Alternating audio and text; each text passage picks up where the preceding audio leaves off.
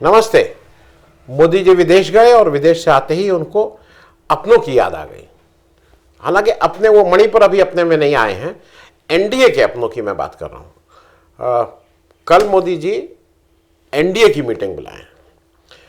अब एनडीए में कौन कौन है, ये मैंने इस पे मैं दो बार, शायद एक या दो बार मैं एपिसोड कर चुका हूं, मैं उसको रिपीट नहीं कर रहा हूं। इस समय 330 कुल एनडीए के एमपी हैं जो साइट पे दिखाते हैं लोग, उसमें से 301 बीजेपी के हैं। और 2 नंबर की जो सबसे बड़ी पार्टी एनडीए की बीजेपी के बाद है वो शिवसेना एकनाथ शिंदे हैं, तो 13 एमपी उनके हैं। उसके बाद बड़ी पार्टी जो 3 नंबर की बड़ी पार्टी है, मतलब BJP 1 number, Eknath Shinde Shiv Sena 2 number, वो रामविलास पासवान के भाई साहब जो पारस जी हैं उनकी वाली जो लोक जनशक्ति पार्टी है, उसमें किसी में राष्ट्रीय लिखा है, किसी में लोक लिखा है, उनकी वाली लोक जनशक्ति पार्टी में 5 एमपी हैं। तो 1 number 301, 2 number 13 Shiv Sena Shinde, 3 number Paswan, 5 party. और ये सब सोचिए टूट टूट के पार्टी हैं, ये ओरिजिनल पार्टीज नहीं है पूरी तरह से, मतलब पूरा नहीं है। और जो तीसरी पार्टी है, जो चौथी पार्टी है, वो अपना दल सोनेलाल, वो भी टूट चुकी है। वो अपना दल, मतलब माँ बेटी में, बहन बहन में और माँ बेटी में झगड़ा है, तो एक बहन और माँ अपना दल कमेरावादी में है, और जो बेटी और उनके पति अपना दल सोने लाल में है। मुझे आज एक बड़ी खबर आई है, सुबह से खबर चल रही है कि ओम प्रकाश राजभर अमित शाह से मिले और उन्होंने बहुत लंबी चर्चा की, देश की चीज़ों पे चर्चा की। और जितना मेरे ख्याल में ओम प्रकाश राजभर जी ने थोड़ा इंटरनेशनल बातों में भी बात की होगी, विदेशी नीति कैसे किया जाए, आर्थिक नीति कैसे किया जाए, क्योंकि एक बड़े ओबीसी के लीडर आ रहे हैं। लेकिन सबसे अच्छी बात यह है कि उसमें बार बार ये लिखा गया है कि राष्ट्रीय अध्यक्ष ओम प्रकाश राजभर जी अपने लड़के जो जनरल सेक्रेटरी हैं उनके साथ उन्होंने अमित शाह साहब ने बात की। तो मेरे ख्याल में जब यहाँ पे बात आती है तो उनको वो परिवारवाद, शहजादा, ये सब उनको युवराज, ये नहीं याद आता है। अब या तो ओम प्रकाश राजभर जी अपने लड़के को उतना प्यार नहीं करते हैं कि उसको शहजादा मानते हो या उनको युवराज मानते हो, जो भी हो, लेकिन अमित शाह जी को ये सब याद नहीं आता है। वो संजय निषाद वाला भी केस ऐसे ही था। संजय निषाद जी से जब वो बात करते थे तो उनका लड़का प्रवीण निषाद, दोनों लोग साथ साथ बात करते थे, पिता पुत्र, लेकिन वहां पे ये बात नहीं आती थी। खैर, ये बात मैं आपसे सिर्फ इसलिए कह रहा हूं कि एनडीए की ये मीटिंग 10 साल बाद हो रही है। अच्छा, अब मीटिंग के जो मतलब जो under the leadership of Narendra Modi, अगर बीजेपी है और बीजेपी आज की तारीख में किसी भी घटक में है, किसी भी जगह है, तो मोदी जी के अलावा किसी और का नाम नहीं लिया जाएगा, फोटो फ्रेम में कोई और नहीं आएगा। यह भी एक अच्छी बात होगी कल देखने वाली कि मोदी जी दूसरे एनडीए के घटकों को कितना स्पेस देते हैं फोटो खिंचवाते वक्त, क्योंकि वो जल्दी, उनको अच्छा नहीं लगता है कोई और उनके फोटो फ्रेम में आए। और वैसे ही उनके शायद फोटोग्राफर की आदत भी पड़ गई उस तरह से खिंचवाने की। अब मैं मुख्य बात पे आ रहा हूं कि मैं आज सुबह में बीजेपी की साइट पे गया और वहां पे जब मैंने देखा तो बीजेपी ने जो अपनी साइट पे लिख रखा है कि एनडीए इज रूलिंग इन, मतलब एनडीए द्वारा कि 15 जगह सरकार है। वो मैं रिपीट नहीं कर रहा हूँ, 31 विधानसभाएं हैं 28 राज्यों में, 3 केंद्र शासित प्रदेशों में। उन्होंने कहा, उन्होंने खुद लिखा है 15 जगह इनकी वो है, और उन्होंने फिर उसका एक वही भगवा रंग का मैप दिया है, ज्योग्राफी वाले मैप पे, और नॉर्थ ईस्ट पूरा है, 8 राज्य वो नॉर्थ ईस्ट के कह रहे हैं। और यहाँ पे उत्तराखंड, हरियाणा, उत्तर प्रदेश, मध्य प्रदेश, गुजरात, पुडुचेरी और महाराष्ट्र को बता रहे हैं। तो 7 यहाँ और 8 नॉर्थ ईस्ट, तो ये उनके कुल 15 राज्य हो रहे हैं। अब जो राज्य यहाँ के हैं, नॉर्थ ईस्ट को थोड़ा एक बार फिर से अभी बात कर लेते हैं, लेकिन उसके पहले मैं बता दूं, यहाँ पे मूल रूप से केवल 3 राज्यों में ही बीजेपी को मतदाताओं ने बीजेपी को वोट देके उनकी सरकार बनाने का जनादेश दिया था। उत्तराखंड, उत्तर प्रदेश और गुजरात, ये 3 ही जगह दिया था। बाकी जगह क्या हुआ, हरियाणा में तो जो उनके सामने लड़ रहे थे चौटाला जी के पौत्र, उनसे उनको हाथ मिलाना पड़ा। अब वो भी एनडीए की सरकार है और चूंकि खट्टर जी हैं वहाँ बीजेपी के ही मुख्यमंत्री हैं, तो वो भी एक एनडीए की सरकार है। मध्य प्रदेश में मैंडेट नहीं था, तोड़ फोड़ करके, डर करके दिखा के, और जैसे आज एक मेरे साथी हैं शीतल जी, उन्होंने एक अच्छा ट्वीट किया है। उन्होंने लिखा है कि कल कितने 24 पार्टी के साथ साथ उन्होंने कहा plus ED, CBI, income tax, मतलब इस तरह के जो सरकारी एजेंसीज हैं वो भी एक तरह से उस एनडीए की बैठक में भाग ले रही होंगी, क्योंकि आज तो वो भी पार्टी हैं, वो भी आज भाजपा के इशारे पे काम करती हैं। जो भाजपा का है उसको नहीं कुछ छूना है, जो भाजपा के बाहर है उसको तंग करना है। तो मध्य प्रदेश भी तोड़फोड़ वाली है। पुदुचेरी भी कोई इनका नहीं है, मुख्य पार्टी के साथ साथ आपके भी 6 एमएलए आ गए हैं, तो आपने उसमें मिलीजुली सरकार के पार्टिसिपेंट हैं। अब आती है एक 7वीं बात महाराष्ट्र की। अब महाराष्ट्र में जो हो रहा है, और मतलब फाइनली ऊँट किस करवट बैठेगा 2024 में, वो अलग बात है। लेकिन ये तो तय है कि जैसे पिछली बार का जो भी विपक्ष के सीटें आई थी, 4+1, 4 एनसीपी की और 1 कांग्रेस की, उससे तो बेहतर ही होगा, इसमें कहीं कोई दो राय नहीं है। ये मैं इसलिए कह रहा हूँ कि अब वो कुछ लोग ये मान रहे हैं कि महाराष्ट्र विकास अघाड़ी, बहुत से लोगों को, जो मेरे साथ, मैंने बहुत से लोगों से बात की, उनका कहना है कि उद्धव ठाकरे के प्रति ज़बरदस्त सिंपैथी है। एवरेज महाराष्ट्रियन को ये लगता है कि उद्धव ठाकरे के साथ गलत हुआ है। उसी तरह से जो शरद पवार हैं, वो धीरे धीरे अब वो एक अपनी जो ताकत अगर उनकी कोई खोई थी, अगर उनके एमएलएस गए हैं, तो वो अपने मेहनत से और वो अपने इलेक्शन टूर करके उस खोई हुई ज़मीन को, ऐसा लगता है कि इलेक्शन आते आते वो वापस पा लेंगे। तो अगर ये चीज़ हो जाती है तो फिर महाराष्ट्र विकास अघाड़ी बहुत फॉर्मिडेबल कॉम्बिनेशन होगा। जैसे अगर एक तरफ शिवसेना को ये लगता है कि वो 41 सीट या 42 सीट अकेले जीत सकती है महाराष्ट्र में 48 में, तो वो मामला पूरी तरह से उलट भी सकता है। वो 41-42 सीट महाराष्ट्र विकास अघाड़ी भी नहीं जीतेगी, ये कोई गारंटी नहीं ले सकता है आज की तारीख में। खैर, मैं फिर आ जाता हूं नॉर्थ ईस्ट पे। अब नॉर्थ ईस्ट में 8 राज्य हैं। बीजेपी कहती है कि उसका एनडीए वाला जो मामला है वो 8 राज्यों में एनडीए की सरकार है। अब मैं जरा एक एक करके आपको कहानी बता दूं कि कहां किसकी सरकार है। सिक्किम की कहानी यह है कि वहां 32 सीटें हैं। जब आखिरी चुनाव हुआ था सिक्किम में, तो वहां पे कांग्रेस की 0 सीट आई थी और बीजेपी की भी 0 सीट आई थी। ये आप खुद करके देख सकते हैं। ये कोई मतलब, ये तो मैटर ऑफ फैक्ट्स मैं आपके साथ शेयर कर रहा हूं। तो बीजेपी ने 0 सीट जीती, कांग्रेस ने 0 सीट जीती, और बीजेपी का वोट प्रतिशत था 1.62%। सिक्किम की बात मैं कर रहा हूं। वहां पे एसकेएम जो पार्टी थी उसने 17 सीट जीती, 47.03%। और जो 2 नंबर की पार्टी थी वो एसडीएफ थी, पवन चामलिंग वाली, जो पुराने नेता थे, उन्होंने 15 सीट जीती, 32 में 17 उन्होंने, 15 इन्होंने। और उनका वोट परसेंटेज एसकेएम से ज़्यादा था, वो 47.03 थे, ये 47.63 थे। लेकिन जैसा बीजेपी के पास एक मशीनरी है, बीजेपी ने एसडीएफ को तोड़ा, उसके 12 एमएलए क्रॉसओवर हुए मतलब बीजेपी में, और वो अब बीजेपी के एमएलए हैं। तो वो जनादेश बीजेपी के लिए नहीं दिया है। बीजेपी को तो लोगों ने 1.67% ही वोट दिया था। एसडीएफ को, जो सबसे बड़ी पार्टी के रूप में उभरी थी, 47.63%, 15 सीटों का, उसको तोड़ के इधर ले आए हैं। अब आप खुश होकर ये कहिए कि यहां पे एनडीए की सरकार है, लेकिन आप भी मन ही मन जानते हैं किसकी सरकार है।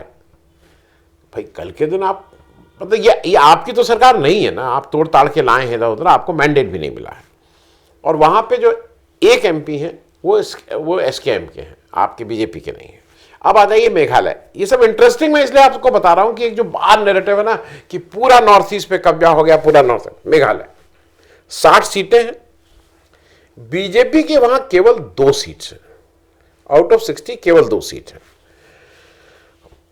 अब जो देखिए ऐसा है कि वहां एमडी जो मेघालय डेवलपमेंट अलायंस है, सरकार उसकी है, एनडीए की ये कहते हैं एनडीए के, लेकिन वहां पे वो कहते हैं महाराष्ट्र मेघालय डेमोक्रेटिक अलायंस, सरकार उनकी है, नॉट एनडीए। और जो वोट परसेंटेज था इस 2 सीट में, टोटल मेघालय में 9.33% था। ये मैं आपको इसलिए बता रहा हूं कि इस 2 सीट के मुकाबले सामने कांग्रेस 5 सीट जीती थी, और कांग्रेस का 9.63% जो बीजेपी का था उसके मुकाबले 13.14% वोट परसेंटेज भी रहा है।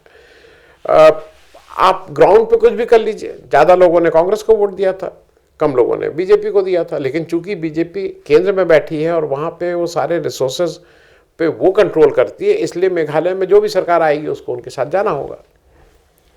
तो ये तो हो गई मेघालय की बात, 2 सीट हैं, लेकिन वो अपने को कहते हैं वो एनडीए की सरकार है। अब तीसरी जगह आई है मिजोरम।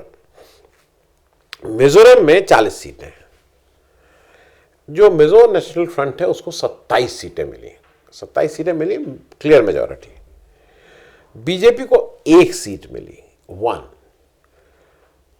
और वोट परसेंटेज कितना मिला, 8.09%, 1 सीट, वोट परसेंट 8.09%। कांग्रेस को 5 सीट मिली, वोट परसेंटेज 30%। अब यहां पे भी बीजेपी कहती है कि मैं ये पार्ट ऑफ एनडीए है।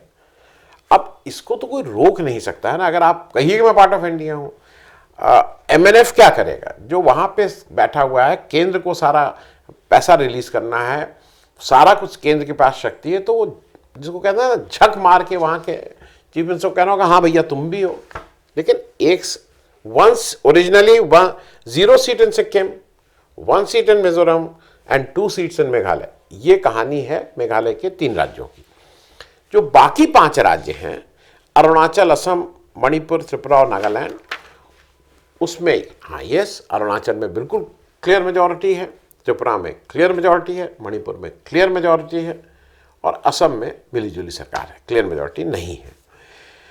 मैं यहां पे सिर्फ एक चीज और बता दूं, नागालैंड में जो इलेक्शन है वो एनडीपीपी और बीजेपी का अलायंस ने लड़ा था। एनडीपीपी 40 सीट लड़ी थी, बीजेपी 20 सीट लड़ी थी।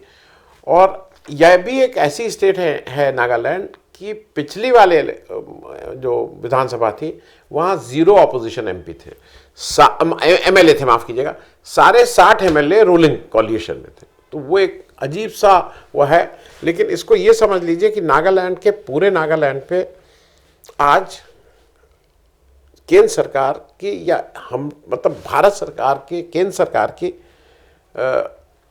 पूरी तरह से कंट्रोल में नहीं है। वहाँ एक बड़ा भूभाग वहाँ के जो कुछ संगठन है उनके साथ है। वहाँ पे वो अपनी सरकार जैसे चलाते हैं, उनका रेवेन्यू है, वो अपनी मतलब जिसको कहते हैं सेना भी रखे हुए हैं, पुलिस भी रखे हुए हैं, और उनके साथ हमारा अकॉर्ड पिछले बहुत दिनों से चल रहा है, पीस पैक्ट होगा, लेकिन वो फाइनल नहीं हो पा रहा है। तो ये नॉर्थ ईस्ट की ग्राउंड रियलिटी है। अब मैं ज़रा 1-2 चीज़ें और आपको इसलिए बता दूं कि ये कल जो मोदी जी कर रहे हैं, कल वो करीब 30 पार्टी की एनडीए में 30 पार्टीज को बुलाए हैं, और इधर बेंगलोर में भी आज और कल मीटिंग है, लेकिन कल मुख्य मीटिंग तो कल ही है बेंगलोर में विपक्षी पार्टियों की। देश में कुल 6 नेशनल पार्टीज हैं। उस 6 नेशनल पार्टीज में 3 जो है वो विपक्ष में बैठी हुई हैं, कांग्रेस, आम आदमी पार्टी और सीपीएम, और 2 पार्टी बीजेपी और एनपीपी। आपको लगा एनपीपी कौन सी पार्टी है? कोडराम सांगमा साहब, पीए सांगमा साहब के लड़के की पार्टी, मेघालय की है, लेकिन उसको राष्ट्रीय पार्टी का दर्जा है। तो ये दोनों बीजेपी और ये एनडीए में है। तीसरी जो पार्टी, चौथी जो छठी या पार्टी कह लीजिए, जो छठी पार्टी है, 3 कांग्रेस, 2 एनडीए, 3 विपक्ष, 2 एनडीए, एक जो अपने को अनअटैच कह रहा है वो मायावती जी हैं, बीएसपी। इसके बाद स्टेट पार्टी जैसा तमाम है ऐसी पार्टी। हिंदुस्तान में कुल 54 स्टेट पार्टीज हैं और 2557 अनरिकॉग्नाइज पार्टीज हैं। अब आप किसी को बुला लीजिए और कहिए कि एनडीए में इतने लोग हैं। एनडीए की जो मीटिंग हो रही है उसमें करीब 13 अनरिकॉग्नाइज पार्टी है। Sir Om Prakash Rajbhar, VIP party, ये सारे लोग उसी में हैं। हम मांझी जी की पार्टी, निषाद जी की पार्टी, ये सारे लोग उसी में हैं। मैं जो ज़्यादा इम्पोर्टेंट है कि बीजेपी को अब एक चीज़ समझ में आ गई है, और जो मुझे ऐसा लग रहा है कि जो बीजेपी एनडीए कर रही है उसके दो अब धीरे धीरे 2024 के इलेक्शन भी क्लियर होता जा रहा है। अब बीजेपी वर्सेस विपक्ष का इलेक्शन आप धीरे धीरे इसको देख रहे हैं कि इस तरफ बढ़ रहा है। ये जो 37% अगेंस्ट 63% अपने आप बन रहा है, क्योंकि बीजेपी का गठबंधन एनडीए का गठबंधन नहीं है। वहां गिव एंड टेक नहीं है। वहां कोई आगे बोल नहीं सकता है कि मैं नहीं लड़ूंगा, मैं साथ लड़ूंगा, मैं आगे जाऊंगा, मैं किसी की हिम्मत नहीं है। सबको अपनी जान बचानी है। सबको मतलब अगर आज बीजेपी के सामने कोई खड़ा होकर बीजेपी का लीडर नहीं कह सकता, बाहर वाले की तो बात ही छोड़ दीजिए, ईडी सीबीआई है ना, तो वो डर सबको है।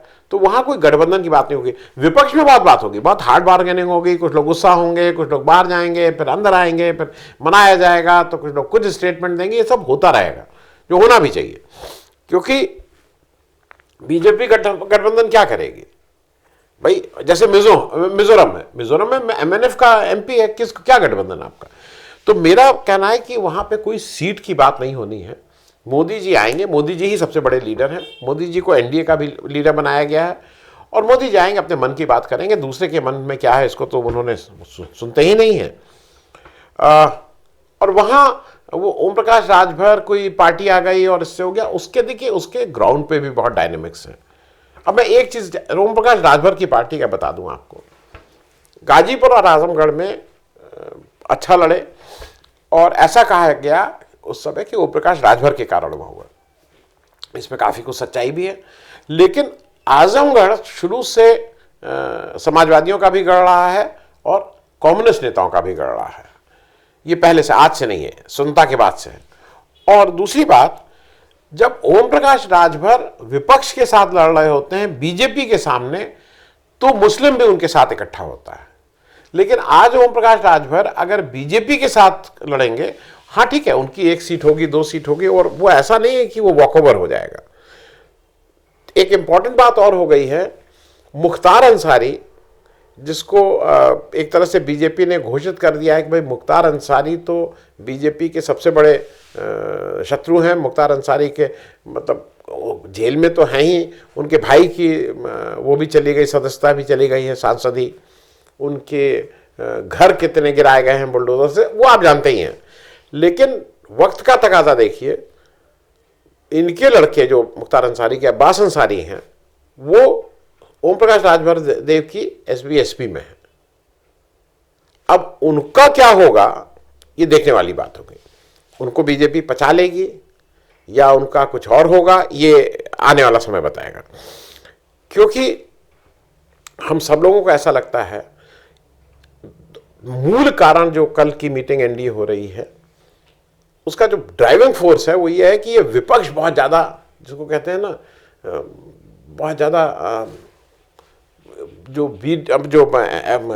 टीवी का स्पेस है, जो पेपर का है, जो न्यूज़ का स्पेस है, वो सारा कुछ एक तरफा ना हो जाए। पटना में क्या हुआ था कि झक मार के सबको पटना की बात, अब यहाँ थोड़ा एनडीए की बात रहेगी तो सुबह से शाम तक लोग हल्ला मचाएंगे, एनडीए आ गए, ये आ गए, ओम प्रकाश राजभर जी आ गए, अब ओम प्रकाश राजभर जी का लड़का आ गया, संजय निषाद जी आ गए, उनका लड़का आ गया, उनकी फिर बहू आ गई, तो अब यही सब दिन भर चलाएंगे।